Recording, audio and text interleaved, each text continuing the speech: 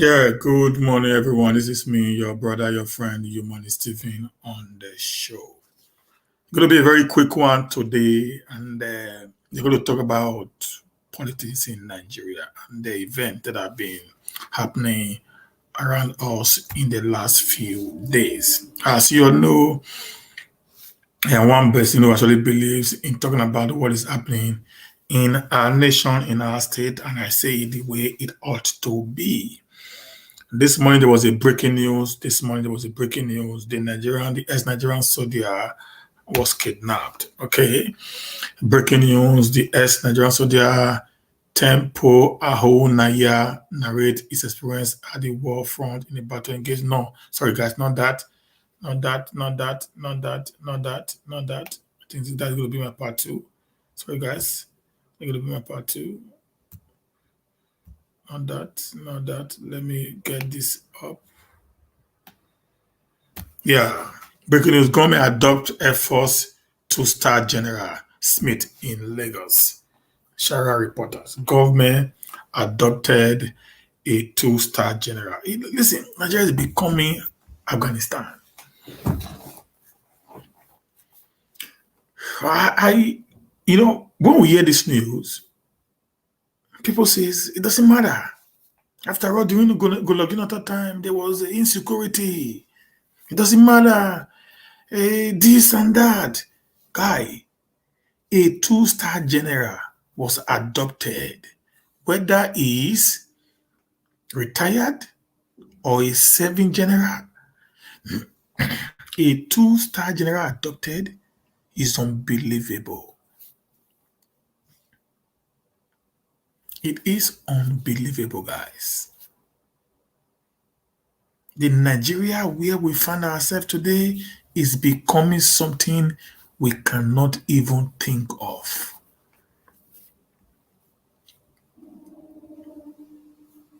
It is completely unimaginable, guys. Good afternoon, Owen. A two-star general adopted in Nigeria. Where are we heading as a people? What is the difference? Do you know on the terrorist index, Nigeria is number 3. Today, on the terrorist index, Nigeria is number 3. Today, on the international terrorist index, go check. Nigeria is number 3. In the worst insecurity, Nigeria is number 2. The most insecure nation in the world today is Nigeria is the second on the roll. We all know what happened to NDA, Nigerian Defense Academy.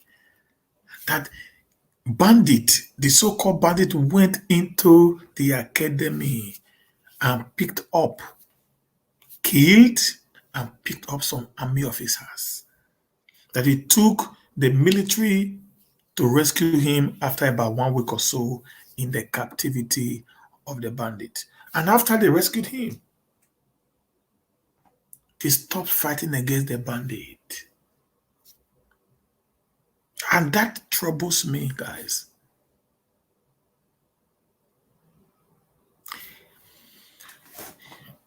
Your senior in the army was adopted at the Defense Academy ground.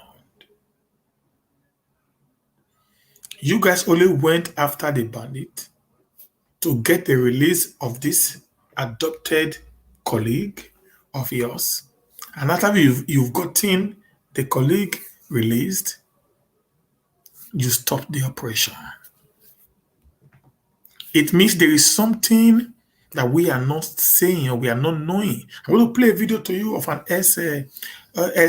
soldier, Tempo, on what he said. I'm going to put this together to understand the rate at which there is something behind what is happening in the nation called Nigeria today.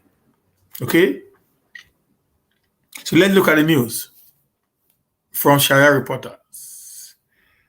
Masked gunmen have adopted Air Vice Marshal Shikini Smith, retired, in the Alpha area, Aja area of Lagos State. Smith is a cousin of the former Inspector General of Police and current chairman of the Police Service Commission, Musiliu Smith.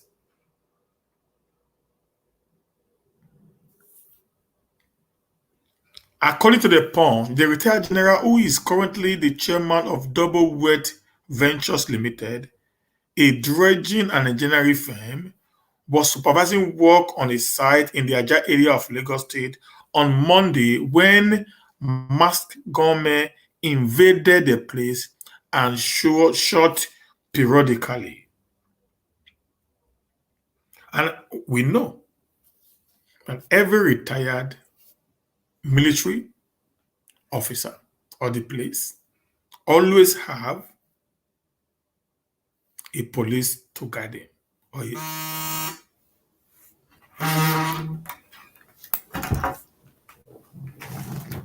always have a police to guide him. So what happened? That they came in, masked men, they shot periodically, and they picked him away. The gunmen were said to have whisked the retired general away in a weighty speedboat, and they speed away. You see the porousness of the Nigerian state today. Like I said yesterday in my show, that the only place that is secure today is just even the internal. Now the internal is not secured. These guys are not bold enough to go into the internal and actually do havoc.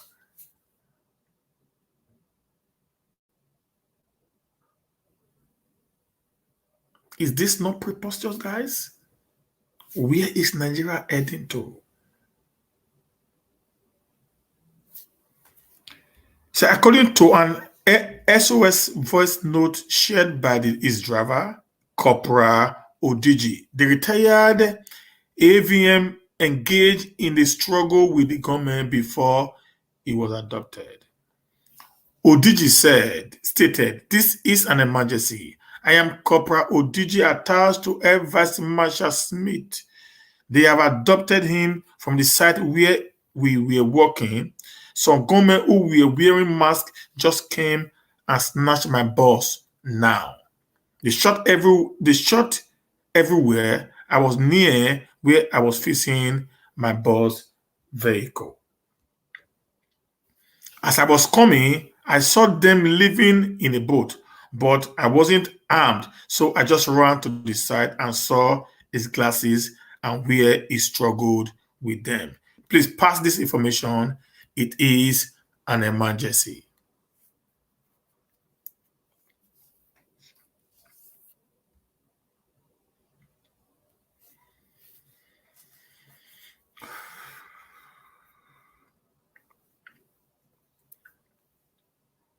Nigeria is finished.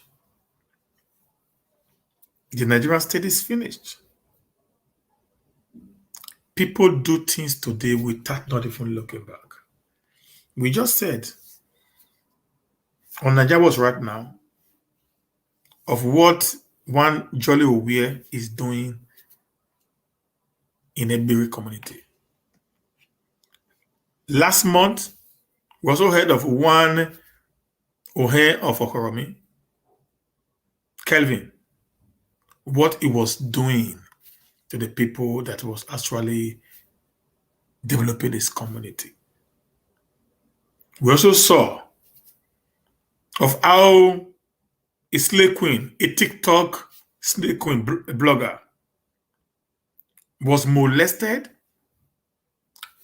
sexually abused, dehumanized before she was killed by some guys who are of a certain confraternity. I don't really know the name, so I don't want to make mistakes on the name of the confraternity. We also heard of the crime happening along our major expressways. In Nigeria today, the only news you hear in this country is a news of either adoption or mass murders. My simple question is this: where is the government of this country? Do we still really have a government in place? I'm not sure if a retired two-star general was kidnapped in America today and the government of America will keep quiet. I'm not sure. I'm not sure if a two-star general is kidnapped, a retired two-star general is kidnapped in Britain today and the British government will keep quiet. I'm not sure. I'm not sure a two-star general will be kidnapped in any part of the country and the government will keep quiet. Bros, I am not too sure. But it happens in Nigeria every now and then. One was killed. We all know that. The one was going to farm, I think in Benue, when he was shot dead in his car. And his body was dumped in a well, something like that. That is the Nigeria we find ourselves today. You're going to know why I'm saying this when I play the second video of this young man. Let me go. Say, when contacted on the telephone, the spokesman for the Lagos State Police Command, Mr. Adekule Ajisebutu, promised to make inquiries and give a detailed response in due course. The spokesperson of the Air Force Air Commando, Edward Capwelt, also promised to make inquiries and provide information on the matter later. AVN Smith was commissioned into the Nigerian Army Force as a pilot officer in 1979 and had a highly successful military officer that combined soldiering with serious academic pursuit. He holds a BSc, MSc, MBA, and PhD degree, is an alumni of Harvard University and fellow of many professional bodies, including the Institute of Management Nigeria. Smith attended several military courses. Smith attended several military courses.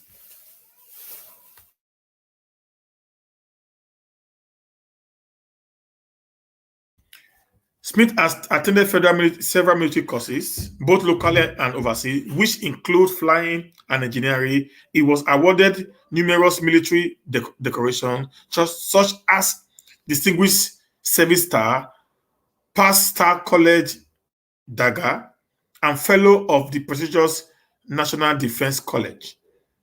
The notable appointment he held includes Commanding Officer, Air Engineering Wings, Sierra Leone, Liberia Commander, Nigerian Air Force Station, Calabar, Deputy Director, Air Engineering, Nigerian Air Force Headquarters, Abuja, Commander 333 Logistic Group, Kaduna, Commander 401 Aircraft Maintenance Depot, Ikeja, Chief of Logistics, Nigerian Air Force Headquarters, Abuja, and Chief of Defense Communication, Defense Headquarters, Abuja. Now, you can imagine a man of this caliber. You can imagine a man of this caliber was kidnapped like a common man in Nigeria. It has become so worrisome, guys. The truth be told, it is becoming so worrisome the way and manner things are actually happening in our nation. And many of us are seeing it not to matter, even when we try to call out these people who swore an oath to take care of us. People call us all sorts of names. A two-star general adopted right in the heart of Lagos at Ajah while he was supervising a contract that his company won.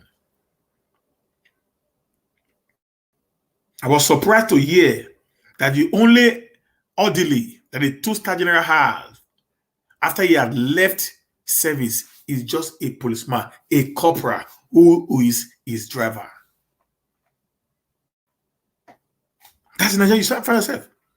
When a common governor leaves office, they have close to 6 or 7 military personnel and the police attached to them all their lives. Go to Shomole's compound as an ex-governor. Go to Ojegu's compound. Go to Lucky Miledon's compound. Go to even there are even some people that have not even gone into the corridor of power. They have more than enough security personnel that goes with them in every of their movement. But the retired 2-star general only had a corporal, and he even said in his SOS voice note that when he saw them, he had no arms with him. Ha! Jesus Christ. Now, I want to ask a question. You carry a policeman to drive an army general. You know, once a general is always a general. You carry a policeman to guide an army general. And this policeman do not even have a pistol. Not talk of an AK-47. No, do not even have a rifle. Or a chakabula. Or kamid. Not talk of a rifle on him. What was or what is the essence of giving an orderly to a man like that who have done so much exploit while he was in service to be guided?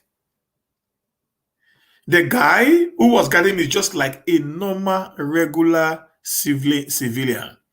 The uniform does not change anything. What makes these dreaded guys to be afraid of you?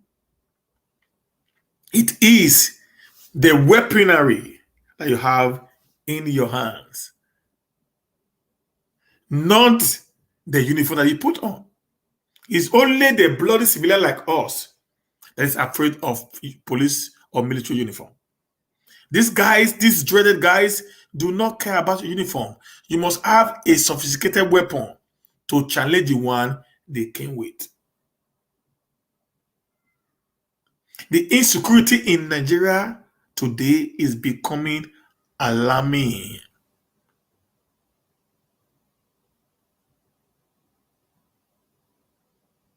It is alarming.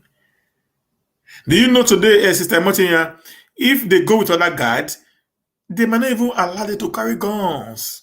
That's a problem today.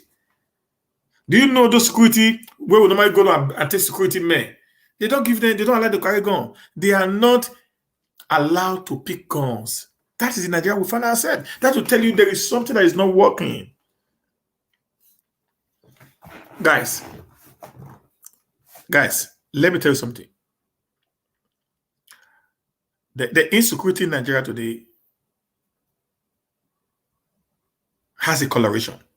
Has something behind it that we are not seeing. It goes beyond some certain things that we are not seeing.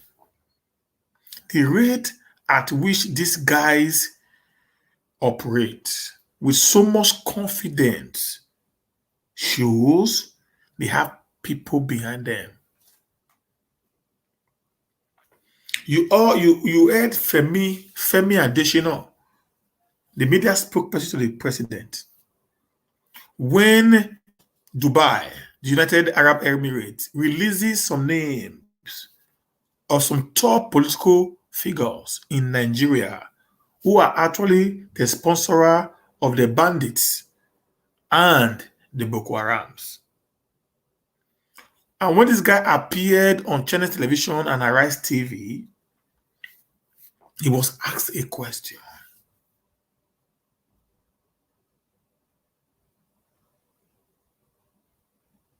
No, these are known men. Smith is a no man. Okay, and people that picked him up, they actually know him. That's the problem. Nobody kidnaps you except this what they do on the highway. Anyone that has to do with internet kidnapping, they are known. They buy. It's a case that they bought. That's the truth of the matter there. This one has nothing to do with Fulanese. Okay? It's a case that they bought. They bought the case. The man was sold to those guys. It was a job that they need to carry out. Okay, that's what I believe. Because this guy was on the site. Now, if you see, know that every site, every construction company in Nigeria today, most of those white men, they have 5, 10 policemen with them on site. I mean, if you know that. Yeah, I know in Benin, when they were doing this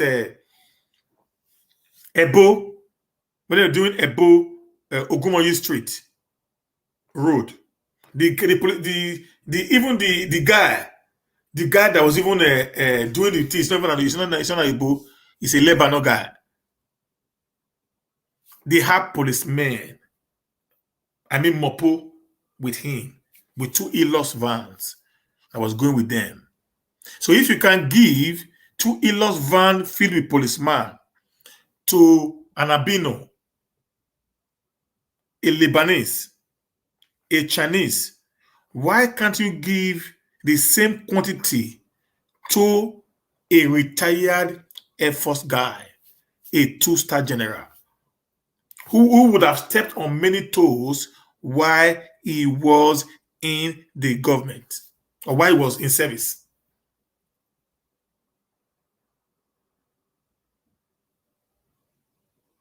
Okay? Now you got my point now. Now, why he was in service, he would have done so very many things based on the position that he occupied that he actually went through. Let me read. Let me read his position again to you guys. Look at it here.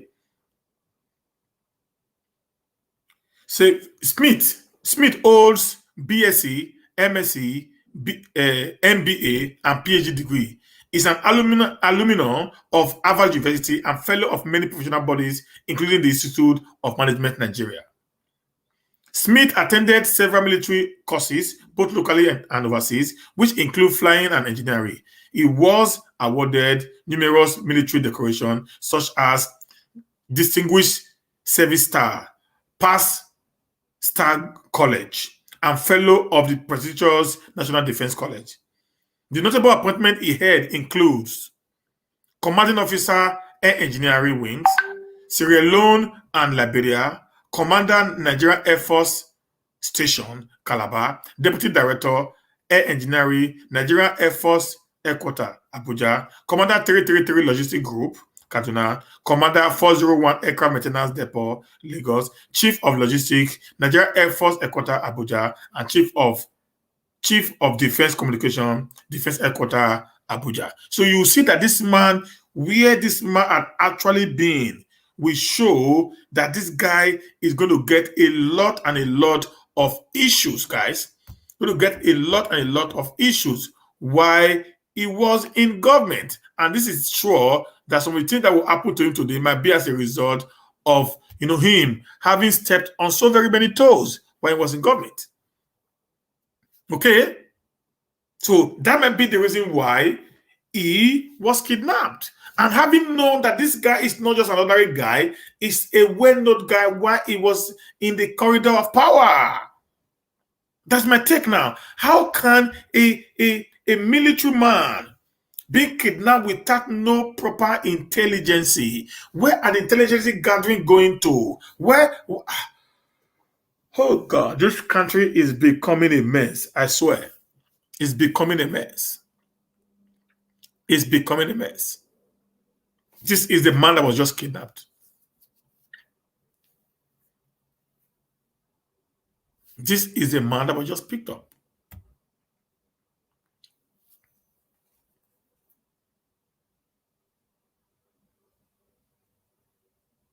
Where is Nigeria going to? We are worse than Sudan.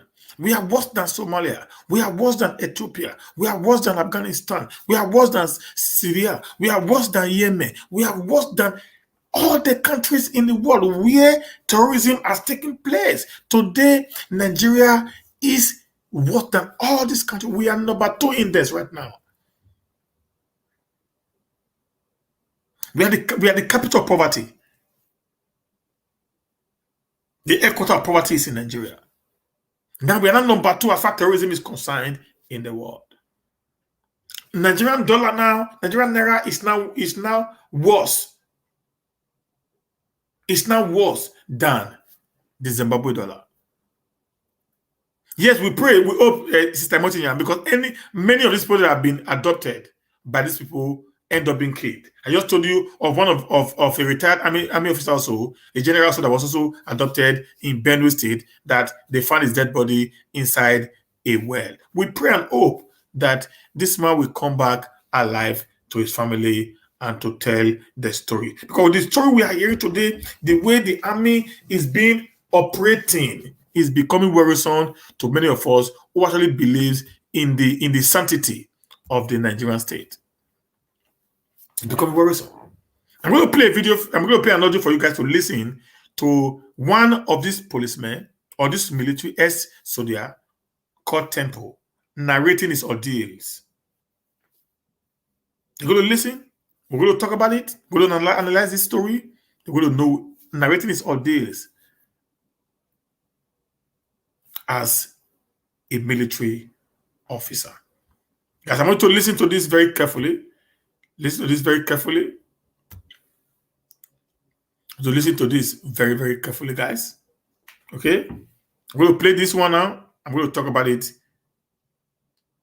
stage by stage. Boko Haram attacked my base. The base I was supposed to protect. We were at Beneshek, advancing, and the call came to my commander that Giwa Barak was under attack. So this guy, that same 14th of April, that was the same day Boko Haram attacked Chiwa girls. It was a bloody operation. Boko Haram. So this guy now, you saw here on the screen, which photo is on our screen now, is the guy that is talking now.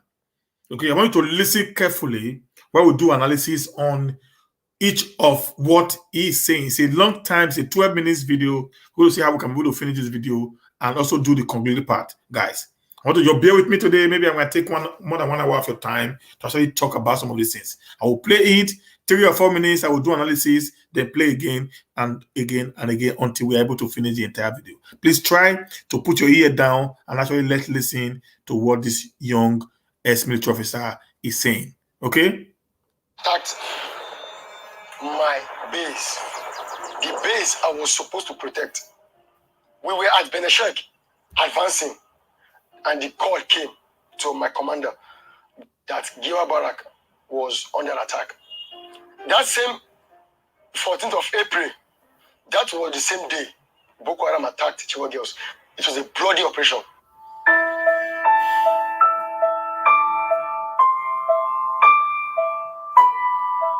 I am Trooper Temple Ahunanya, a special forces soldier. I was enlisted into the army on the 20th of August, 2012. After my enlistment, I passed out from training on the 17th of December. After that, I was transferred. I was posted to 101 Battalion, Kanji in Niger State. Months after that, I was inducted into the theater fully for the purpose to counter the terrorists, the Boko Haram terrorists terrorizing us in Nigeria. What? Now, guys, I don't know. I want to ask a question here, please. Please, if you are here, please give us some likes. I want to ask a question. I want somebody to answer me. Yeah, please. I need an honest answer. An honest answer. If you go into Nigeria today and you're a medical doctor Okay, and you're a medical doctor. Okay, you graduated from the medical school. How many of you will make a girl who just left school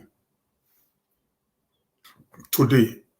How many of you that will make a girl who just left school today to go now and do operation for your wife that is pregnant?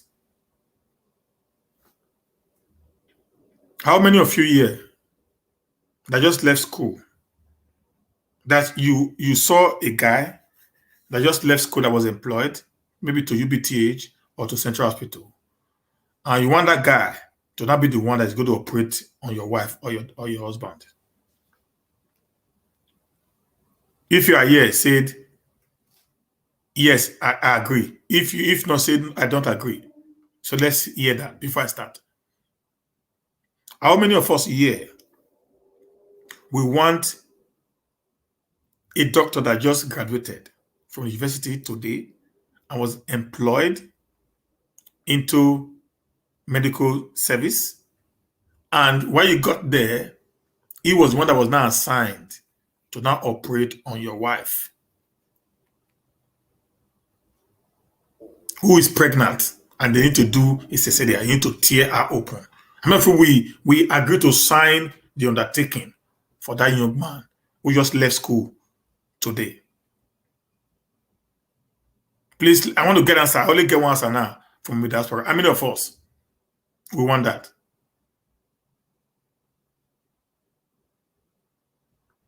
Please, guys, let us get your opinion, guys. Boko Haram. So let us get your opinion, guys. Okay, everybody say no, no, no. Now, do you imagine this? This young man, this man whose picture we had here before, this Ex-Nigerian temple, Ahunanya, just left the training school. Just left the training school, guys. That's what he said. Let's play that again. No, look at it. You might see said it. I was enlisted into the army. Hear this again. On the 20th of August, 2012. After my enlistment, I passed out from training on the 17th of December. After that, I was transferred. I was posted to 101 Battalion, Kanji in Niger State. Months after that, I was inducted into the theater fully for the purpose to counter the terrorists, the Boko Haram terrorists terrorizing us. Now, let me tell you guys the simple truth. See, anytime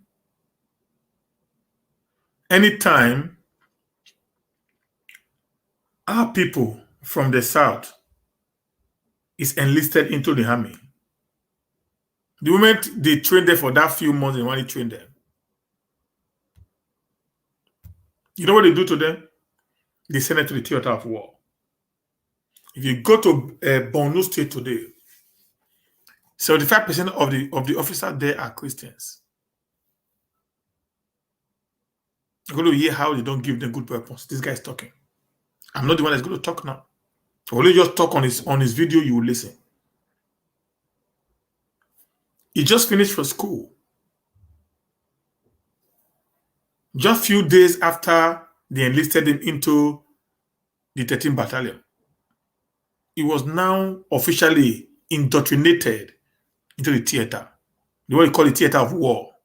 Then you are not going to face war. A guy who had no basic fundamental training except the theory that he learned. You put him to not take to war. Not only that, he became a commandant, a leader, a quadrum leader. Listen to him. Imagine that. He became a quadrum leader. Just hear him. Let's continue with this. Hear him. This is what Nigeria has actually turned into right now. Get this. Nigeria. When I got to Maiduguri, to Borno State, Maiduguri, as the journey went on, my first task in Borno State was town patrol. After my first task, I was deployed straight to Damboa local government. The first attack that happened in Damboa was when we overpowered Boko Haram terrorists with our inferior weapons. As time went on, I met with my commander, my loving commander. I said, sir, when we went for our first attack, I noticed my weapon used to jam. The weapon is jamming, it jams. So he said to me that there is an alternative. He said I should make sure that I service my rifle on daily basis, like every morning. I said, Ogasa, I normally used to service my rifle daily because of the terrain. The first day I went to Sambisa Forest, my first encounter in Sambisa Forest was when I knew that what Boko Haram terrorists use against my troop was more sophisticated than the one I used. When we got engaged in a fierce battle. Now, he said when he had this issue, he went to his boss. Bros. He went to his boss to complain that, look, my rifle sometimes jams. You go jam. You know what it jam? You know, rifle, like all these AK-47 rifles now supposed to be that's how it goes. You know, you just be going ta ta ta ta ta ta ta ta ta. But this one you go good ta. Then if you shoot them again, go hold, you know go move. Then you need to draw again back. It's like you're not shooting a chakabula. I said the man only told him there's an alternative. What's the alternative? Service your gun every morning. A guy that is at the theater of war. You see these guys, either there is something hidden or they are just being diabolical. Say service your rifle on daily basis. He said when he went to Sambisa Forest, the first thing he saw was the weapons of the Boko Haram was more sophisticated than their own. My question to you, my viewers, now who they buy Boko Haram gun? Who they supply them those weapons?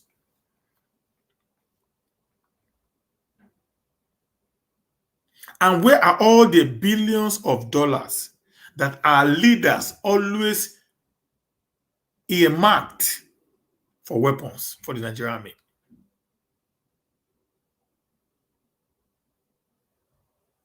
You see that these guys, I said before, they do not want terrorism or insecurity to end. Do you know why?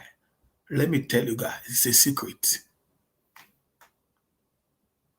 The security vote is a lot of money.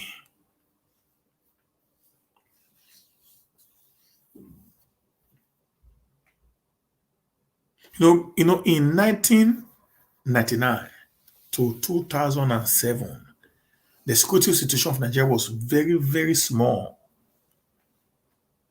So that was why the Miburi, the Mojus Okalu, and others, they stole from the purse. They were criminals that was caught because the money they were stealing was actually money that was meant for development. Now, how many governors have you seen since 2007 till now that have been picked up by EFCC? How many? Every case that EFCC still fight as far as governance is concerned is the one that happened between 1999 to 2007. and 7. Do you know why, guys?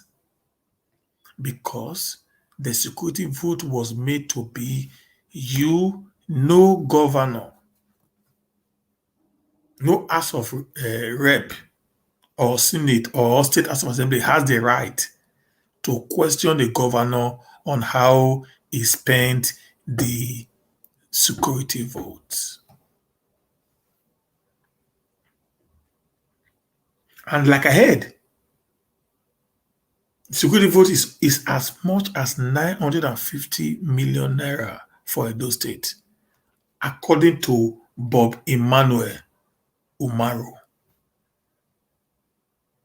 Assuming Bob Emmanuel Umaru's statement was correct, if Edo, which does not actually have so much security challenges compared to what happened in Borno, in Katsina, in Sokoto, in Zamfara, in Kaduna, in Yobe,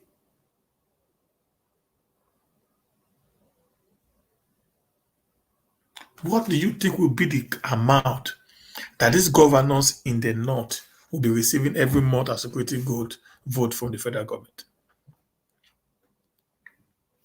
Is anybody getting what I'm saying now?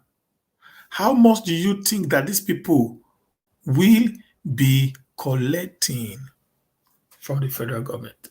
If Edo, based on Bob Emmanuel Umaru's claim that Obaseki get 900 to 950 million on monthly basis, and this money cannot be accounted for by these people, nobody can question them how the money is spent.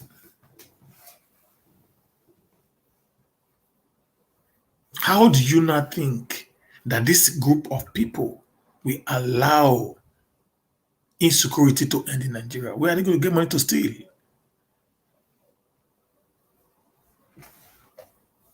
Like I told you now, the United Arab Emirates, Dubai, they releases names of political leaders, political players in this dispensation as the sponsors of Boko Haram and the bandit in Nigeria. Based on what my saying, how many of you actually see the bandit? People collecting millions upon millions of naira on daily basis. Look at the way they look.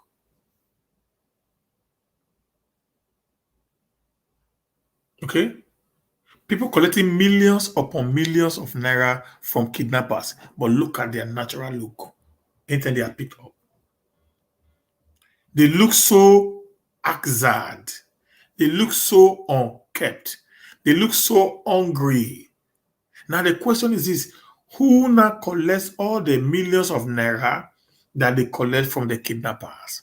It means there must be a sponsorer, a boss somewhere who sit at the top that presses the button of the atrocity and crimes be committed in our nation. Okay, now he told them, please, he said, do just service it every day. Let's continue. They were firing and we were firing. I discovered my weapon. The sound of my weapon was nowhere near. I discovered they were using brand new machine gun. That's Browning machine gun with the anti-aircraft machine gun. Those two machine guns were what my troop lacked. Because the highest weapon... Can you imagine that?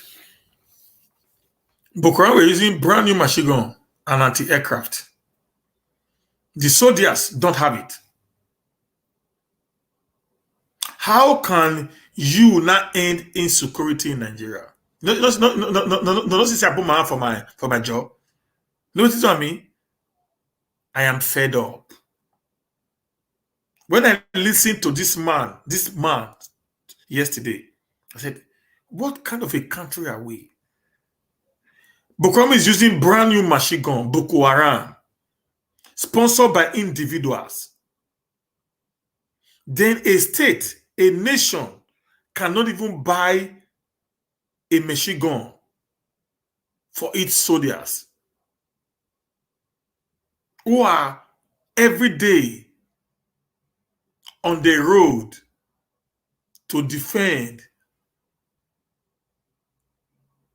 their fatherland. He said when they started shooting at each other, said the sound of their gun was not near what the Boko Harams were actually displaying. How did we get here? How did we actually get to this point, guys? That life has become valueless in our society of today. How did we get here?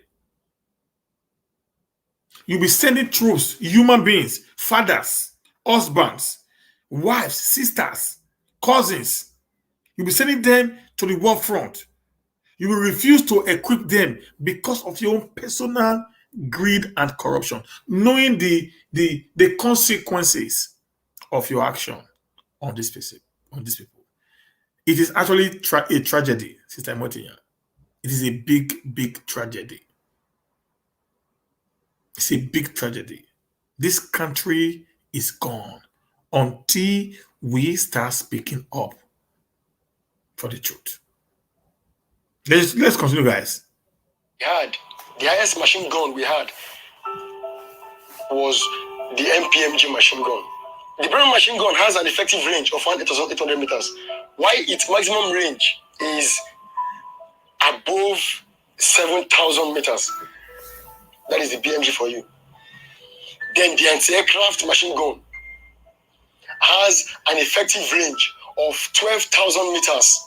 The killing range of the rifle I used in Borno State to counter terrorists has an effective range of 400 meters, the killing range, while the maximum range is 800 meters.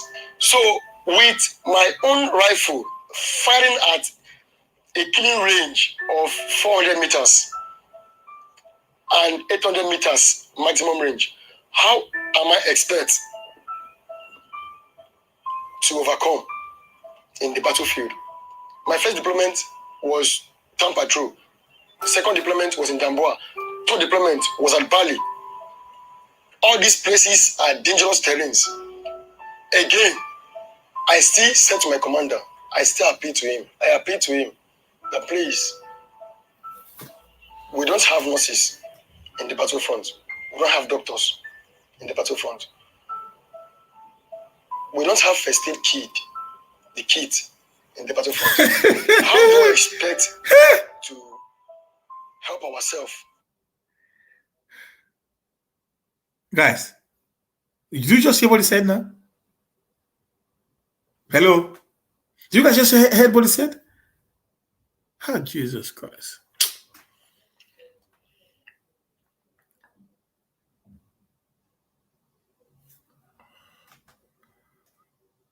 My head is just hot. No doctor, no nurses, no first aid on a battlefront. Who does that? Who does that?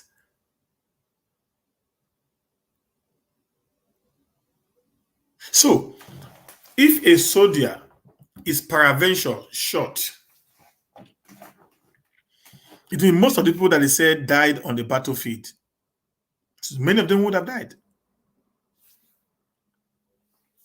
Right? You see what corruption have cost?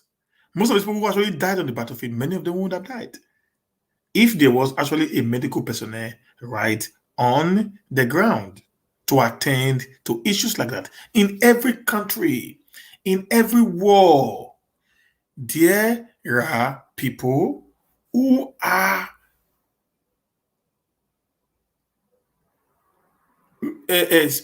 ex-workers. They are going to be military men, but their specialty or area of specialization is on earth to take care of people. A doctor is going to first, I mean, a soldier man is going to fall sick, maybe from the mosquito bite and all that, and he will break down. Who is going to take off him? Why is down? You see, In the theater of war, there's what gives morale. In the theater of war, there's what gives morale. And that thing that gives morale is actually called support. It improves the morale of the people. These guys are not getting the right morale. How can they win a battle that is as feared as this terrorism in Nigeria? If soldiers actually go through all this, all in a bid to defend their fatherland. And like I said before, most of them are actually soldiers from the south. Let's listen to this again. Let's continue. Should in case anyone get injured, like a bullet injury. As time goes on, after Damboa, we move to Bali. Bali is an open ground, a rugged terrain, but very open. As time went on, the complaint became rampant. Not only me alone, soldiers began to complain because my boss told me that weapon issue has been one of the greatest challenges facing the army ever since. So when we started losing men, we lost men. Brave men died in the battlefront. My next deployment was at 21 Armored Brigade. They lost men. Giwa Barracks. But nobody said that. That was where my team formed a defense platoon. We were briefed that of a threat by Boko Haram terrorists. Unknown to us that their plan was to use that attack as a means of decoy, for everybody to concentrate on that barracks. That was when Giwa Barrack was attacked. 14th of April, 2014 was when Boko Haram attacked my base, the base I was supposed to protect. We were at Beneshek advancing, and the call came to my commander that Giwa Barrack was under attack. We had to leave, we had to turn immediately from Beneshek back to 21 Armored Brigade to repel the attack. But before we got there, Boko Haram terrorists had already caused damage. That day was bloody. Soldiers died, but I cannot ascertain the number of soldiers that died on that day. Soldiers died. Hear that? Because if it was abroad, when a soldier dies like this, in a battlefield like this, they will tell the exact number of people that died. The exact number of people that died. We didn't hear of all this. They say now, no Nigerian heard of this. You know how many soldiers have died? Yesterday in Borno State, about 20 soldiers were killed, according to Sahara reporters. They killed them, they buried them. Sometimes their family members are not even aware that they are dead. You will still be thinking that their husbands are still on the battlefield. They are gone. And what is the reason? The guns you're giving to us is not sophisticated. These boys have narrated this story over and over and over, and the government have done nothing. How do you think the government is actually planning to end insecurity?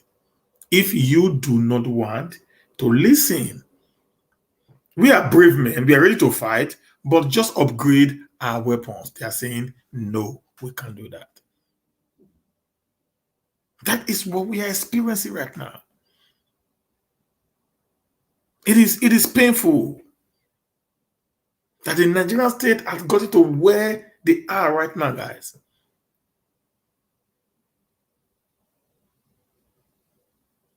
All of us are going to keep quiet. We are scared of talking right now because we are afraid of the government of the day who has become a tyrant, who will be ready to actually drag us out at every point in time.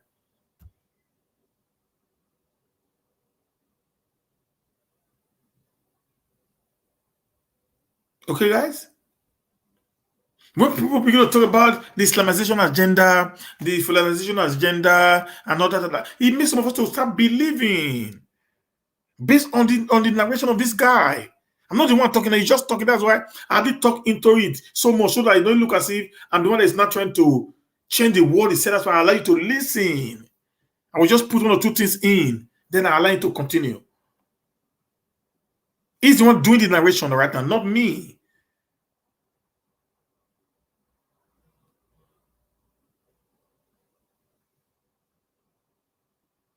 Okay? Let's listen. Boko Haram terrorists, most of them never escaped. Most of them never escaped. They did not escape. Because the Air Force jet came, it gave us the morale, the confidence to fight back. When the Air Force jet came, the first person the Air Force jet targeted was that man behind the anti-aircraft gun. It was a bloody operation. That same 14th of April, that was the same day Boko Haram attacked Chihuahua girls. That was the decoy I talked about. They formed a decoy to divert attention. The firing lasted, the battle lasted for like, let's say 1 hour plus, 1 hour 30 minutes on the 9th of July, 2014. My team was to advance to that same Damboa again. On our way going for the deployment, I noticed we were going with soft skin vehicles. Now, you see that? Do you know what they call soft skin vehicle? Do you know what they call soft skin vehicle, guys? If you know, say yes or no. Please let me get so that I don't need to explain. Do you know what they call a soft skin vehicle? If you know, say yes or no.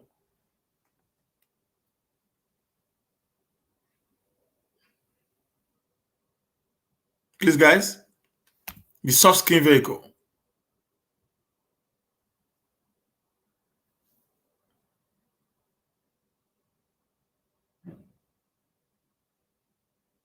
Okay, beautiful. So let me explain. The soft skin vehicle is just the regular car you drive without no bulletproof car, without no bulletproof on the car. That's what they call the soft skin vehicle. Your regular motor, like motor we drive now, is without no bulletproof. So the bullet can penetrate it at any given point in time. That is the soft skin vehicle.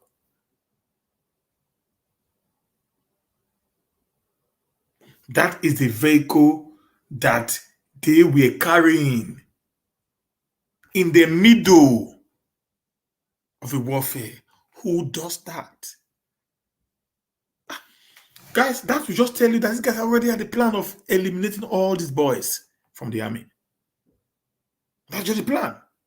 So when we're talking about all the secret of a secret agenda, it makes some of this story makes me to not believe what people like Nnamdi Kanu is saying. You are sending people to a very funny terrain, knowing fully where there are going to be a lot of grenades being planted on the ground. And the only thing that can save these guys is when the car they are carrying, the vehicle they are carrying, is a bulletproof vehicle, or even a vehicle with a bulletproof for even a ammo grade, so that when it happens, the vehicle doesn't blast, not to allow the people dies. That's the kind of vehicle that they take to a war zone like Borno State, where Boko Haram were actually operating. But what they give to them, they give them a regular vehicle, a normal car to drive. Can you imagine? Can you beat that, guys? Knowing the danger in it, they do not care. To them, it doesn't matter. All they want is how to make them money and fulfill their eating plan and agenda against the Nigerian state. Let's continue, guys. And then when I checked, I saw no BMG, and anti-aircraft machine guns. I myself was demoralized. The next thing we heard along the expressway going to Damboa was an RPG from nowhere. Before you knew it, they started engaging us. But because of the fact that we used soft skin vehicles, 9 soldiers died at the spot, leaving 23 other soldiers with bullet injury. On the 9th of July, 2004. Guys, you all know in Afghanistan, in Afghanistan,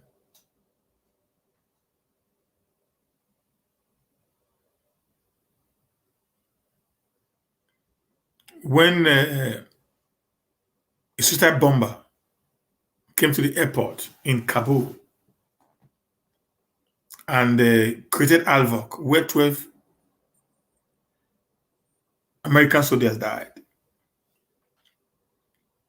You all know that immediately that happened, the American government sent down a jet who began to bomb any area they thought was the hidden area for these tourists. So that I wonder that these guys are going to tell us today that they don't know where Boko Haram is. I just said that if you need a help, call Dr. Semige. He's a Benin man in the United States who actually made the drones that is used by the American government to fight against insurgency of this type in all over the Middle East.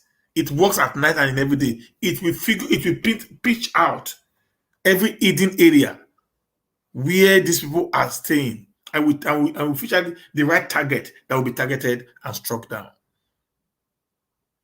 And he said because the vehicle they carried was a soft vehicle, was a non-bulletproof vehicle, 9 soldiers died at the spot, and 23 others were injured. We didn't hear of it. Your president did not even go. They don't care about you. Yeah, just like what happened. You see the video went viral of this girl that was killed by these Scott boys. Nobody cares. So then the government is never talking about it. We saw Fetaibe issue. Nobody cares. Omoyele Showole's brother, the case is gone. The case is gone. They buried him. The case has gone with the dead. Nobody's going to talk about it anymore. Look at this Afenifere leader that the daughter was killed by bandits some years back. Nobody talks about it again. They only just talk about it when it's raining. After that, it's gone. That is the Nigeria we find ourselves today, guys. Where lives of the poor means nothing to the wealthy anymore. Let's continue, guys. That ambush was suicide. If one soldier die, we weep. The pain, the feeling you get.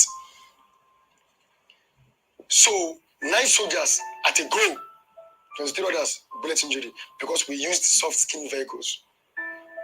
If we had used bulletproof vehicles, there is no way any soldier will get injured.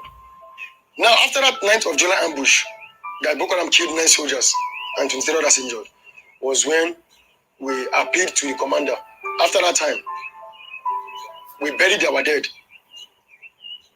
After we buried our dead, the rest were taken to military hospital for treatment. After 2 weeks interval, a tax came from the GOC for us to deploy at that same Damboa local government again. Damboa again, same Damboa again that we went to and couldn't combat these people very effectively because we lacked support weapons. A call came from nowhere that my troop refused order.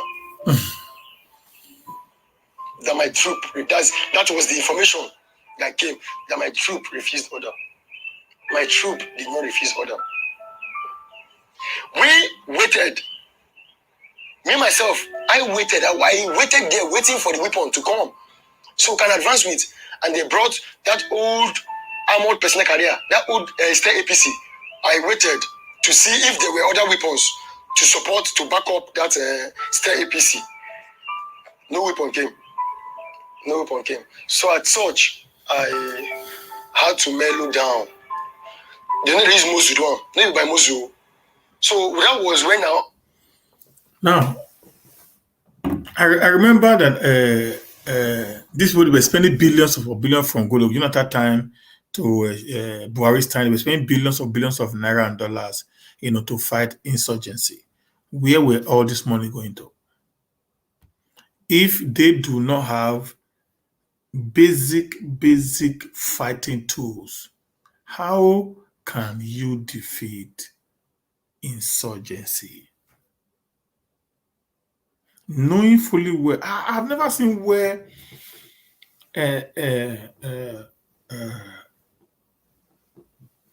some people would not be stronger than the state or the nation. That's what we are experiencing right now. Where did all the money that be allocated to this very particular issue went to? Is one thing that we are still asking that we have not been able to get. Where did they go to? Where?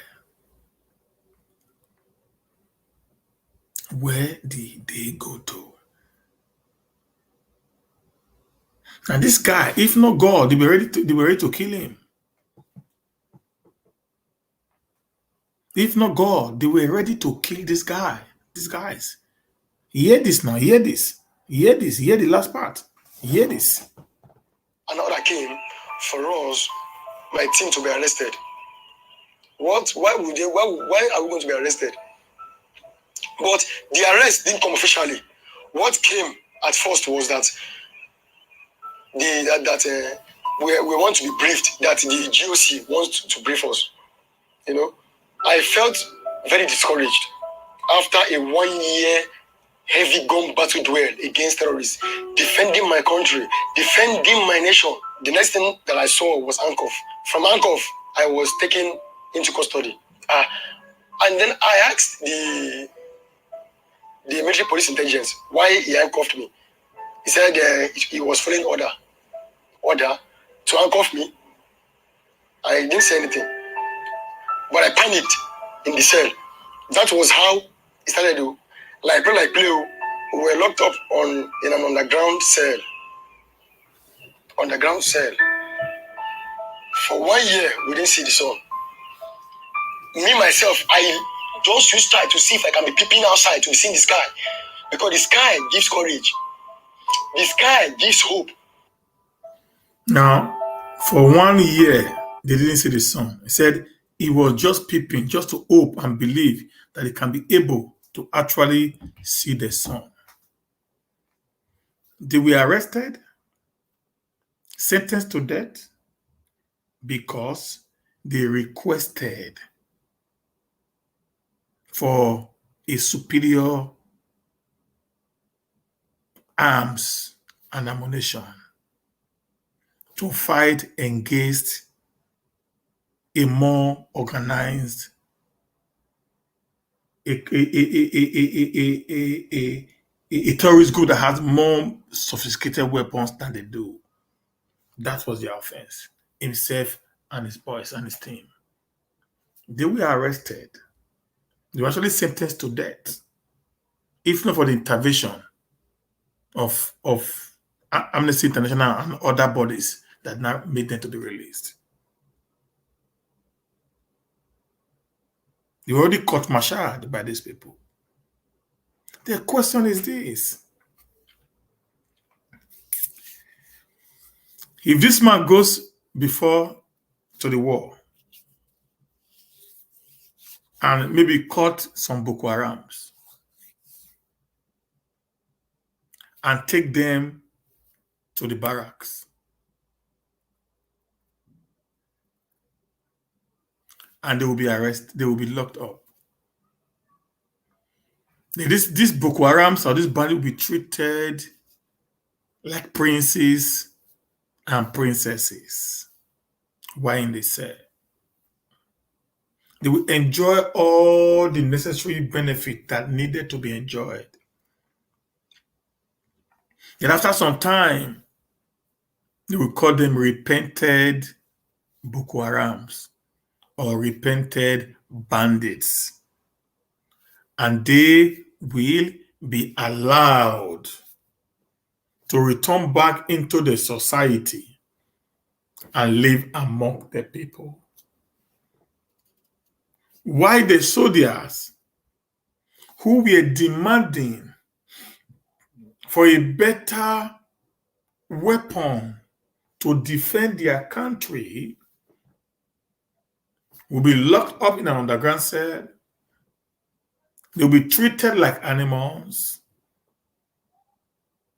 They will be executed for standing against the corruption of a failed state. And somebody would tell me that these people do not have an intention to continually or perpetually make us to become their slaves.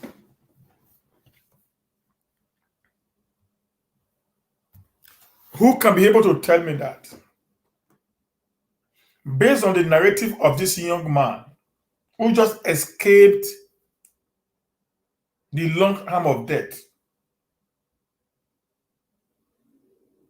it will tell you right now, he just put it clear before all of us, what actually transpired from the day he was called into the Nigerian army, the day he was commissioned, the day he was deployed, and all this. And all the battle that he has gone to within that 1 year. This is a guy that just went into the army just a year. 1 year. They wanted to end the life of this young man. Just for political correctness. We all must begin to speak out for the truth, guys. If we want a better Nigeria, we must speak to power. If you want a better Edo, we must speak to power. The atrocity being committed by some few who felt the power belongs to them is becoming enormous. And how long are we going to keep quiet in the face of this oppressive system being operated by these people? For how long? That's why we who have the platform, who have the opportunity, should constantly speaking as well. The people we know, we understand what they are planning. The evil is becoming clearer and clearer by the day.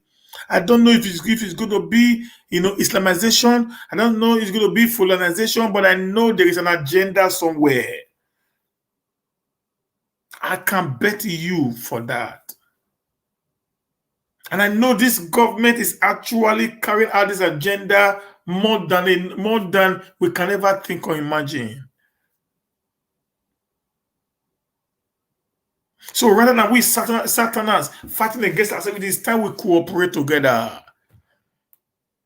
Let's forget the shortcomings of some of these people who are actually trying to create. Listen, like I said before, in every association, there are moles, spies, who will be sent. And what does these spies do? They create disunity among the people. They might even be called leaders, but yet these guys are actually ones who give information out to the enemies. Believe it, guys.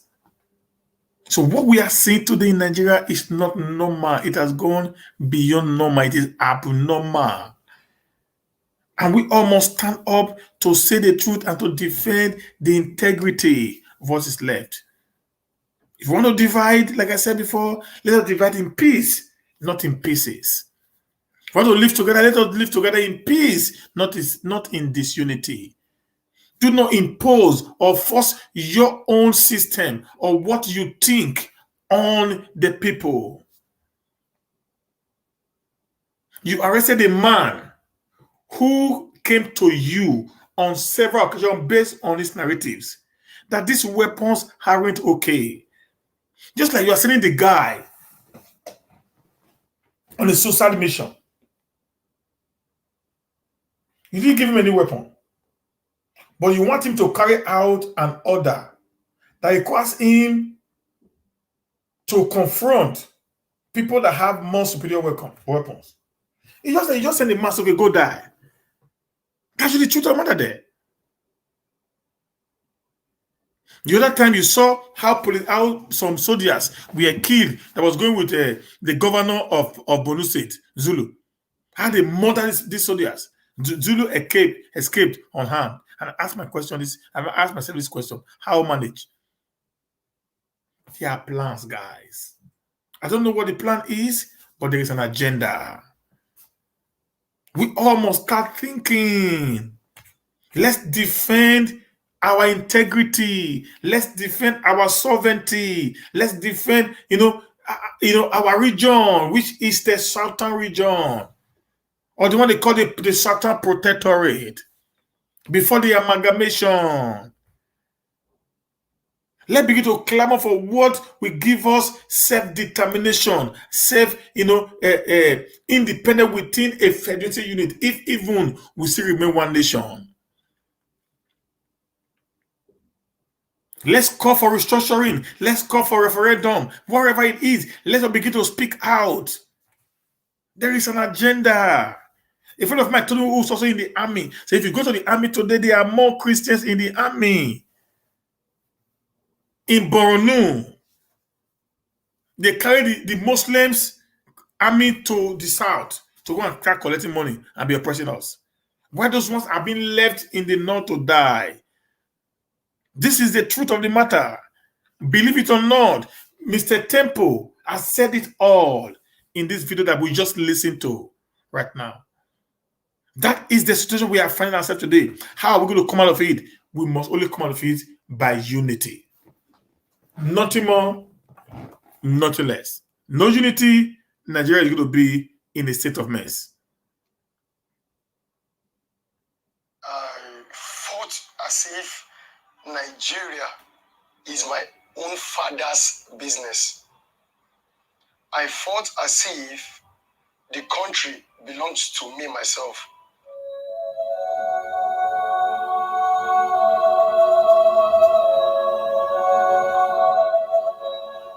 Then the military police intelligence that detained me and other 12 soldiers, after some times, they brought a form, like statement form, for me to fill. So when the military police intelligence left me in the interrogation room, before he came back, I had already drafted like half of my statement, still about this weapon issue that I've been requesting and all those things. When he came and saw the statement, the next thing he did was he carried baton and started hitting my head with baton under duress that I must put refusal of order in my statement. I said to him, "Sir, please stop hitting me." I said, "Stop hitting me. Why are you hitting me?" Before you knew it, I got bruises on my head. I said, "Oh God, no, they hit me." I wept bitterly. Before he knew it, he noticed that I stood on my statement about this weapon issue. What did he do? He had to let me go. I wrote what actually happened about the weapon issue, and then I left. When I entered the cell, my head was aching, bruises everywhere. God, everywhere bruises. Inside detention. Why would he be hitting me? So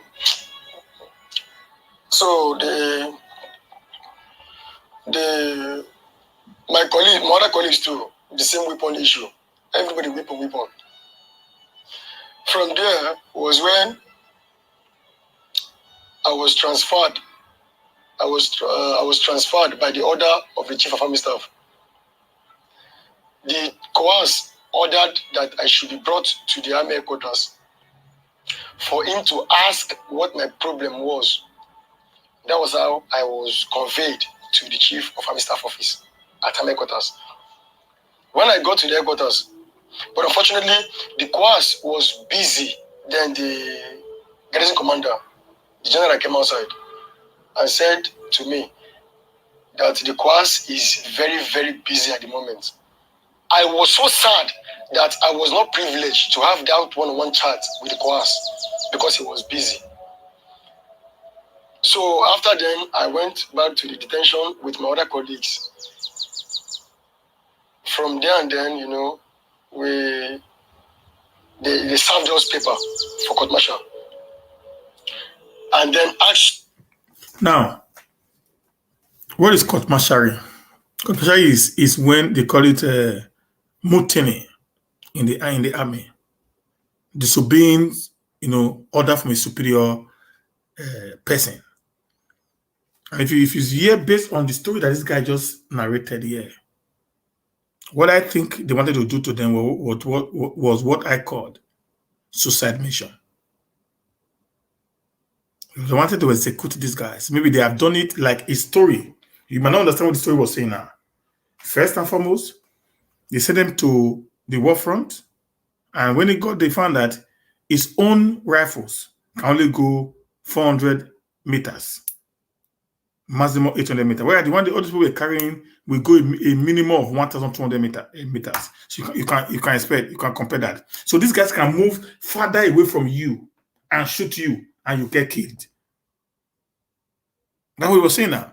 So, but you that have 400-meter range, you must get closer to them to a 400-meter range before you can be able to hit them. That's what he was saying. So their own, they can move as far as 3 times the distance you go. It means there is no way your bullet can get to them. That's the one. Now, the armor tank and the APC that they were using was also ancient and modern, not in use compared to the ones that were being used by the Boko Harams.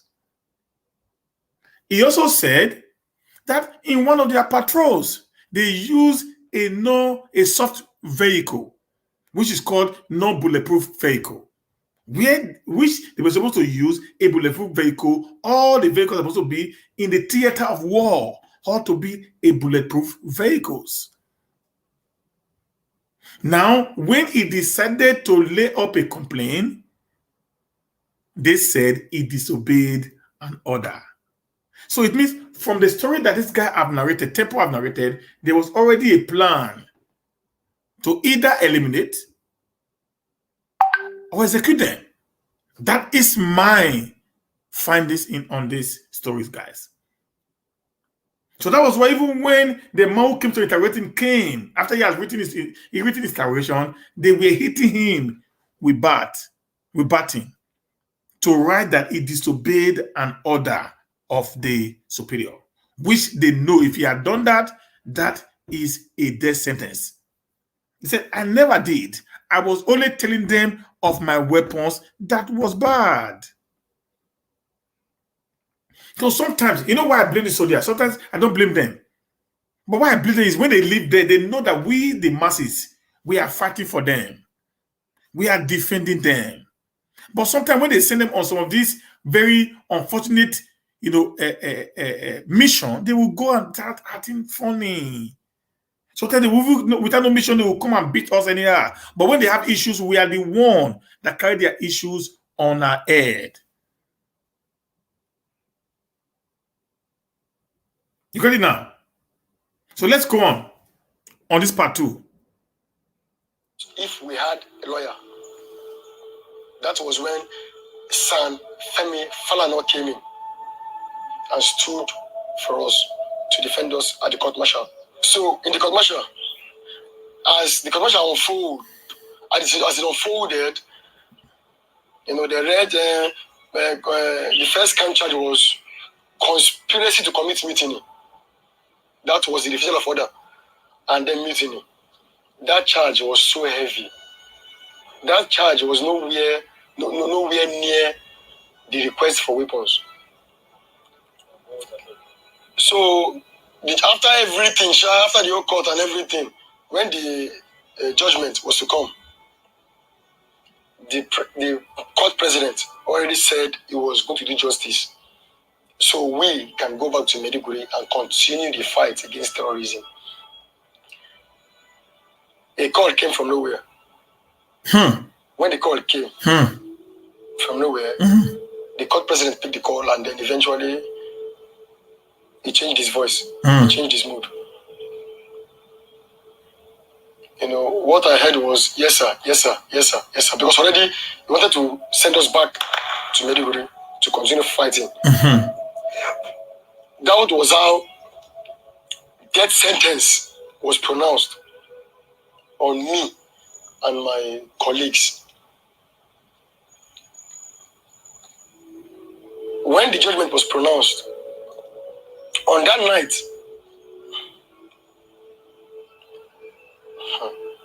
it was a terrible night. A night of pain, a night of sorrow, a night of grief. Death sentence on soldiers combating terrorists. Why? I wept bitterly on that night. The news. Now, I want to ask a question now. Is the guy that is talking about is this boy, the Ex-Soldier, Temple, Ahunanya is one that is talking. Is the one that is narrating his ordeal. I want to ask a question, guys. Have you ever seen where people, soldier that is at the war front, is being sentenced to death? Not just one, it's 13 of them, himself and 12 others. Where have you ever seen that happen? That incident, is it going to raise up the morale of the soldiers, or is it going to diminish the morale of the soldiers? I want somebody to answer me this question.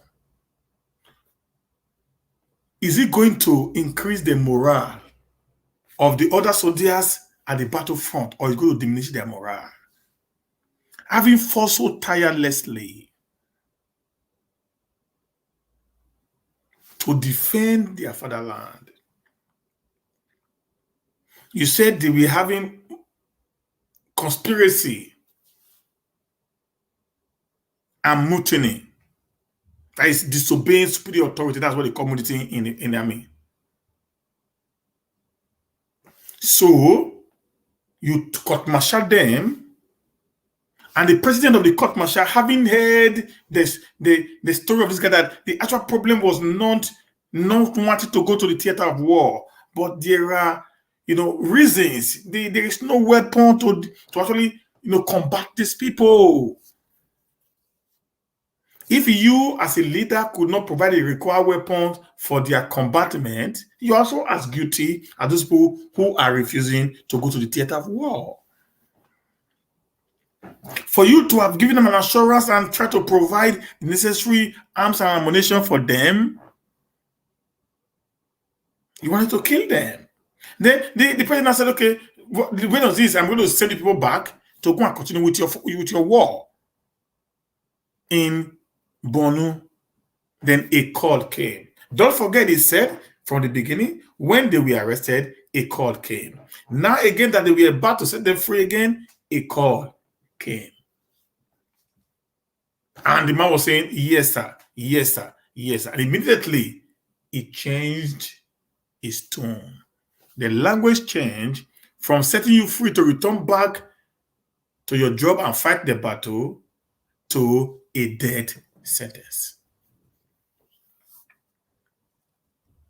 Because when you have mutiny in the army, mutiny can lead to disobedience, where the junior officers can take arms and ammunition against the senior officer. That's mutiny. Not just say we are not going. They say if you disobey them, they can take arms and ammunition against them to topple them and all that and that. That's what they call mutiny. But what this guy narrated is far, far from the reality that was on ground. Just because they wanted to end their career, they wanted to end their lives, they did what they have to do, guys.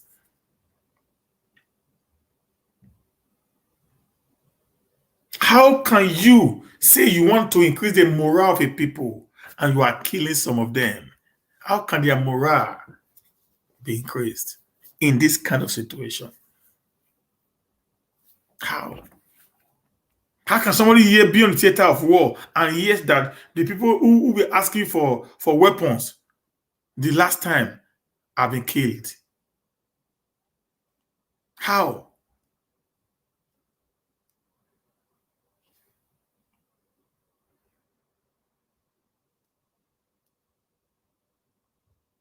How? The guy we're asking for weapons the last time have been killed. How can that be? How will it look like? How will it sound like? How do you expect the people that are the front of the war to feel? Knowing where this guy was actually fighting not for themselves, but we're fighting for everybody's interest. Because if the right weapons we actually give it to them, it will actually be given not to only his team, it will give it to all the military formation that was facing this very dreaded, terrorists called Boko Haram and the bandits. You see the reason why the war against terrorism had refused to end, guys. Now you can see the reason why it has not ended. When people who want to actually fight are being treated as if they are the problem, everybody's going to just relax there and allow these people to do whatever they want to do. And anytime the Boko Haram comes in, the military runs away. They run away and protect their life. The Boko Haram will do what they are doing and they will leave. That's what you saw at the Defense Academy. When they came in, nobody shot at them. You heard what he said, that when they went to one of the barracks, one of the formations, that the Boko Haram, where some soldiers died, he said all the Boko Haram that came never left them alive. That's what I know military men for. That's what I do there for. But when it came to NDA, not even the gun was shot. As a reprisal or as a defense against the invaders, they allowed it to go with the man that they adopted. They killed the one they want to kill, they adopted the one they want to adopt, and they left the premises. Unchallenged. And we blame them. What Temple went through is enough for people to say, okay, I beg this military work now, I put them for shoulder, not before head.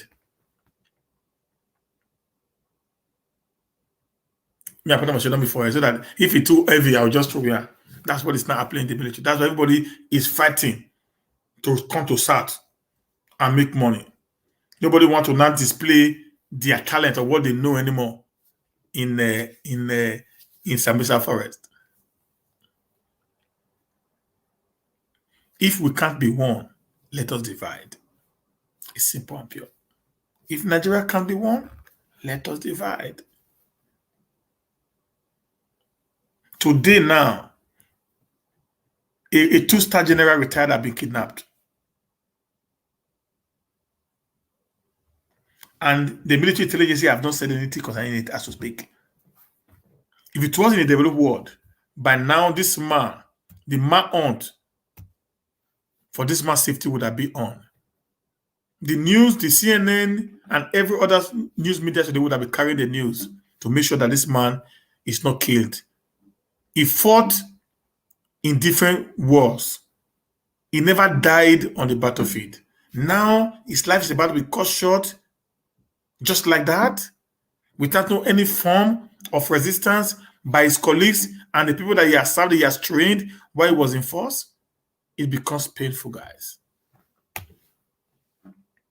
This is Nigeria we find ourselves. How are we going to move forward? That's a question I will leave for you. How are we going to move forward? What is the way forward? How are we going to have a better, more structured, organized Nigeria where things will be done the way it ought to be done?